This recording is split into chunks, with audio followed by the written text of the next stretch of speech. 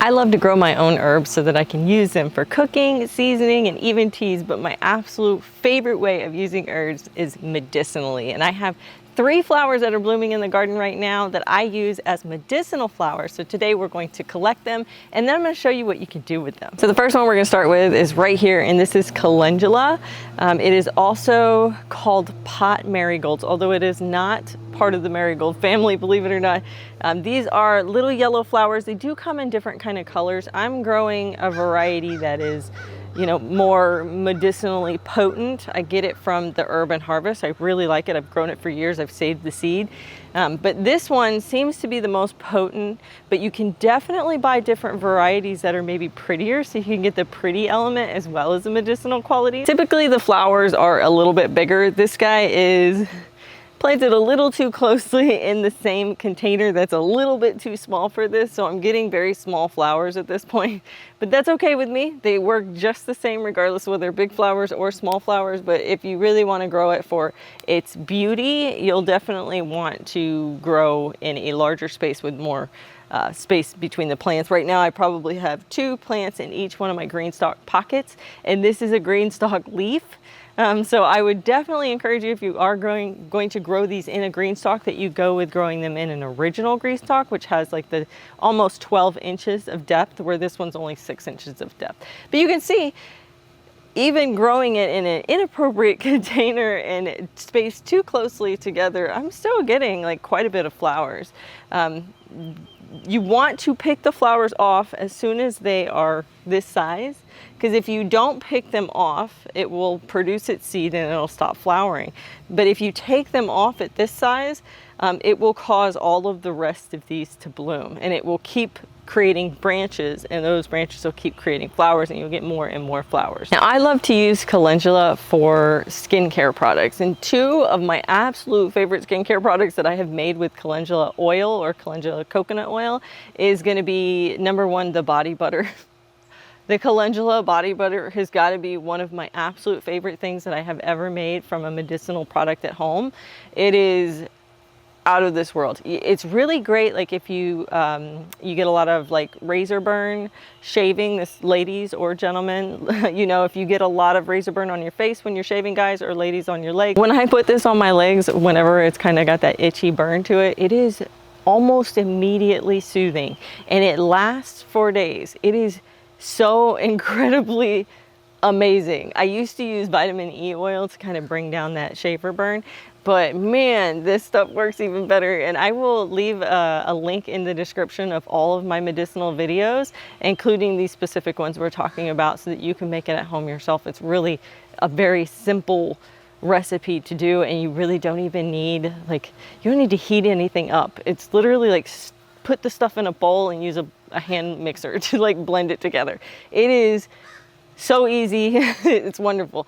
The other one that I really like is going to be the lotion bar. All you have to do is take a mason jar and put it in some, you know, simmering water, and it will create that double boiler type situation and melt the products. But the lotion bars are actually very easy as well. There's only 3 ingredients, if I remember correctly, and they are great for like dry, cracked skin. If you have like dry issues like on your feet, your heels, your knees, your elbows, those kinds of things, it's really, really outstanding. A little bit greasy for my taste, but I still use it.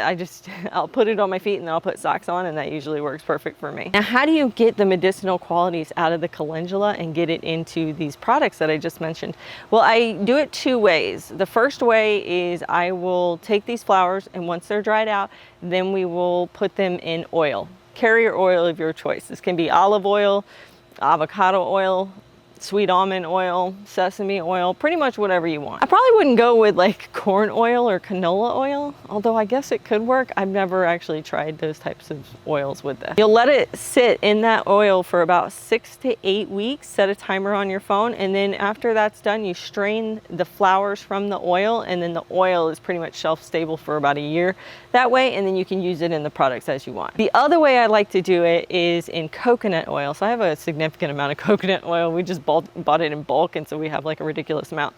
So I will take that, I will melt it down in a little mini crock pot, You can put it in a glass container with water, like as a double boiler, or you could just put it in your crock pot, depends on how much you want to make. And then put the flowers in there with it, let the coconut oil melt down, then put the flowers in and let it basically simmer in the crock pot for 6 to 8 hours.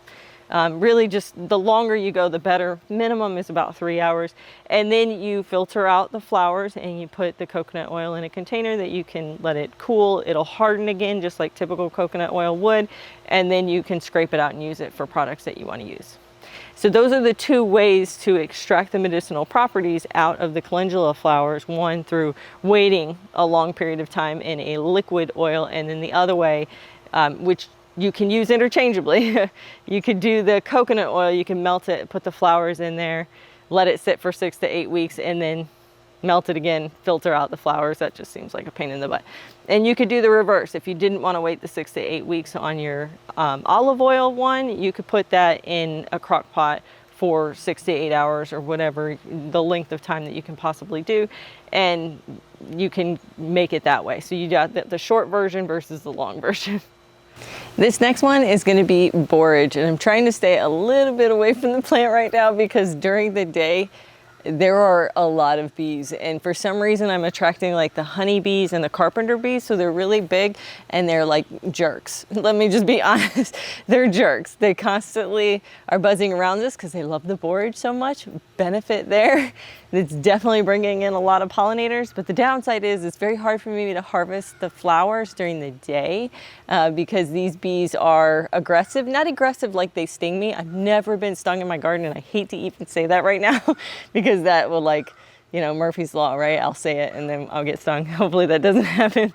But I've never been stung in my garden, and that's typically because when I see the bees are out and about and enjoying some of the flowers that I put for them, like this borage, I generally stay away. The bees go home in the evening time, so right around dusk, there's usually not so many bees, and then I can pick the flowers that they have left behind for the day. And that's typically what I do when it comes to the borage. Now the borage is a really exceptional plant because it offers everything, guys. It's not just for medicinal, but I'll talk about that in a minute.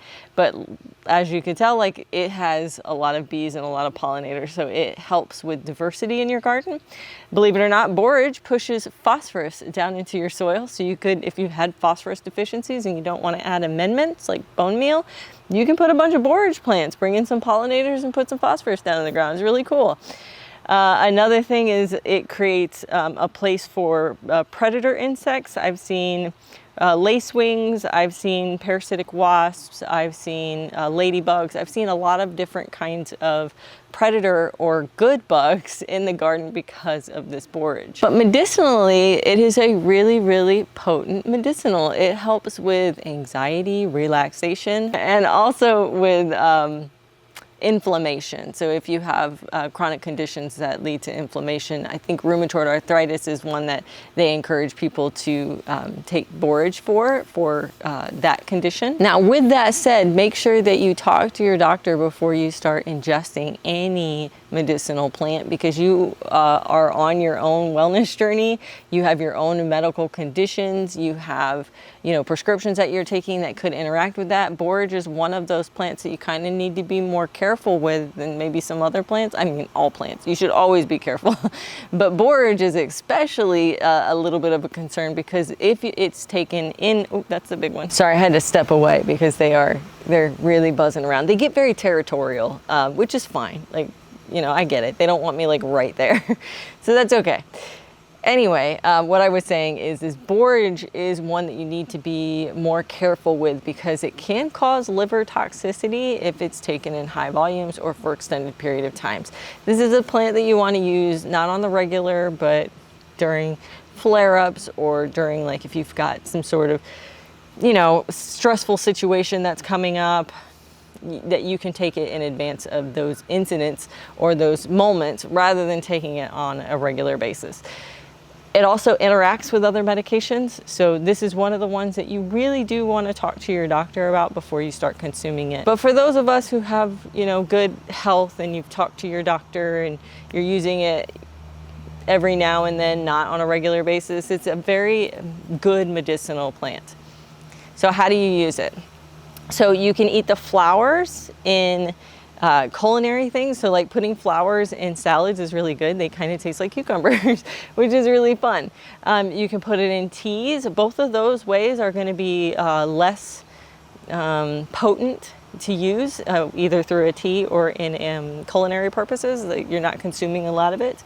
The other way, which is a much more potent form, is to make a tincture or an oil from the seeds. So a tincture is simply, you take the flowers from it, or you can take the leaves, and you basically steep it in alcohol for 4 to 6 weeks. And then you filter off the leaves and the flowers, and you're left with the tincture, which is the alcohol concentrate.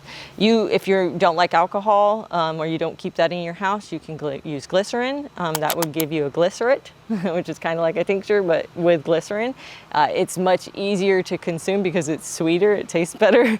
Tinctures taste awful, they taste like straight medicine. But you're only consuming a little bit, just a couple drops. Whenever you do want to use it, you would take that tincture or that glycerate, and you would drop a dropper full or 5 or 6 drops on your tongue. You can also mix it with water or tea, as long as it's not super hot. And then another way that people use it is they'll wait for the seed to come in, and then they will soak the seed in oil, or cook the seed in oil, kind of similar to what we talked about with the calendula, to create a concentrated medicinal oil for the borage. I don't do that one because I feel like that one is probably the most potent, and I'm trying not to get to that level of potency. The most I do is a tincture that I use every once in a while, or in cooking or in teas, which I do more often. The third flower that I absolutely love using for medicinal recipes is going to be this guy right here. This is chamomile. There's 2 types of chamomiles that you can grow. There is German and there is Roman. The German variety is an annual. That's typically what I grow, because the perennial one, the Roman one, doesn't really do well in Florida, from what I've heard. I've never actually tried it, but I've heard that it doesn't do well, so I grow just the annual, and usually I can save seed from this, and I just grow the same patch that I've been growing for years. Chamomile, I think everyone kind of knows about, right? It's in tea, it's in skincare. They put it in baby products to help like relax a baby, like after their bath. You'll see like chamomile wash, chamomile lotion, because it's such a little happy flower, happy herb, and it just kind of makes you chill. That's the best way I know. It kind of helps with sleep. I put it in my sleepy time tea. It is really exceptional, but it also is really good in skincare products. So I've made homemade soaps before, and I've put chamomile in that. I put chamomile in, I did a cannelin clay and oatmeal mask, and I put chamomile flowers in that. I've put chamomile in facial washes and body lotions. You could even put it in your body butter or your calendula lotion bars that I was talking about earlier. You can mix all of them together, because it does kind of give like such a good scent. The smell, oh my God. The smell of these flowers, I can't even describe them. I feel like the calendula doesn't smell like anything and the borage doesn't smell anything, but chamomile has such a distinct smell. It's got like a soothing, flowery kind of smell, but it also has like, I want to say almost like a citrusy, fruity flavor as well. Such a great flower. I love this one. The bees like this one too. There's one hanging around, but they're not as aggressive, thankfully, because they, prefer the borage over there. Some other things that you can do with chamomile that I've seen besides the skincare is doing teas, and this is probably one of my favorite ones to do. I do a sleepy time tea where I actually put some borage, some chamomile, some lemon balm. They're all kind of known for relaxation, and I put them in individual tea bags.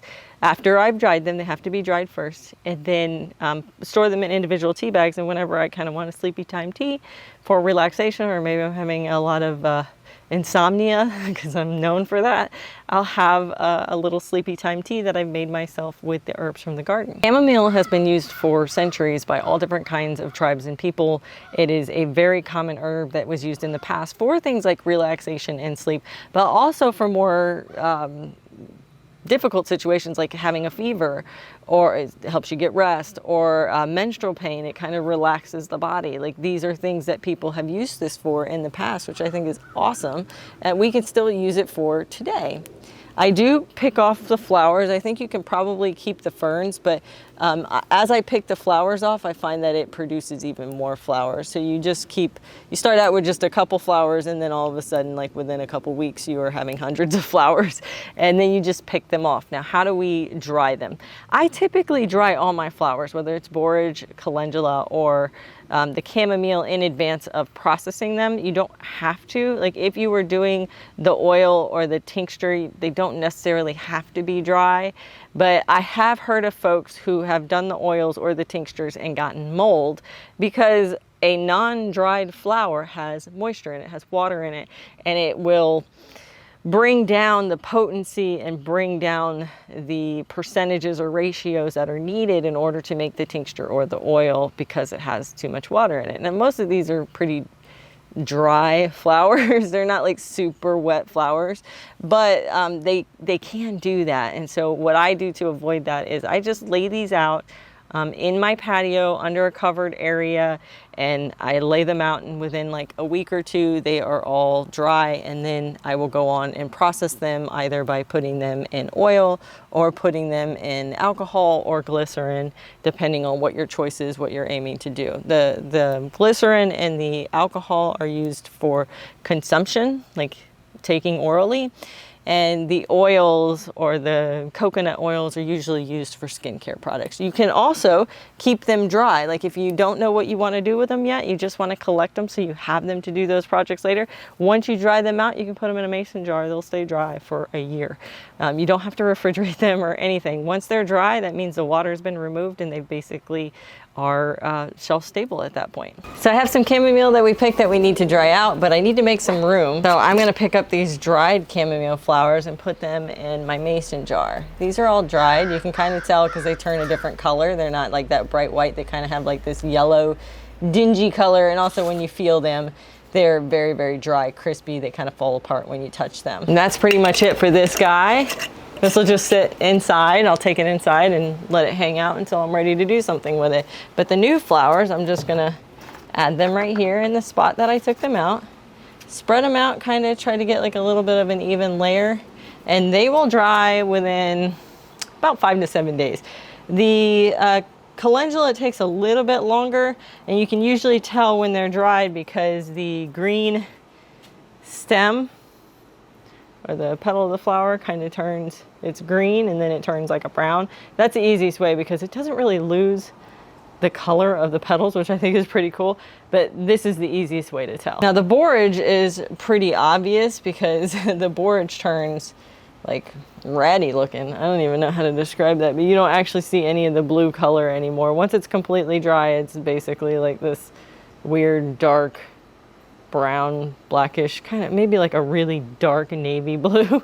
And if you see any of that like bright blue, like I can see a little bit right here, that, I'm getting seeds all in my hand, but that means it's not completely dry yet. So I wait until there's no blue that I can see anymore, and then I'll pick these guys up. Thanks so much for hanging out with me today in the garden as we collected some medicinal flowers. I can't wait to make more recipes with these. Make sure to check out down in the description my playlist for all the medicinal recipes that you can make at home. Super easy, super beginner friendly. Happy gardening, guys.